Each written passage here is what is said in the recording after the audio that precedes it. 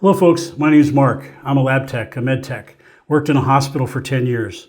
Then I started a company to service microscopes. Did that for 15 years. I've done 60,000 PMs on clinical microscopes. Then I started a training program to train lab techs and biomeds on how to service and repair microscopes. I've certified over 2,000 lab techs and biomedical engineers. It's been really successful.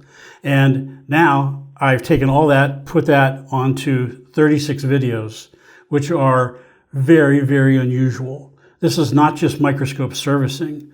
This is microscope servicing, but also integrated with clinical laboratory procedures. So now, if you're a biomed, now you understand the laboratory procedures. You can better serve the laboratory and their needs. If you're a lab tech like me, when I went through my internship, I had very little training on microscopes. So now, if you're a lab tech, now you really understand how the microscope works. So this is bringing together two worlds, and it has been really well received. So just check out the website. All the information is there on how to get to the videos. And we also have a certification program also through the website. So just check it out. Have a great day.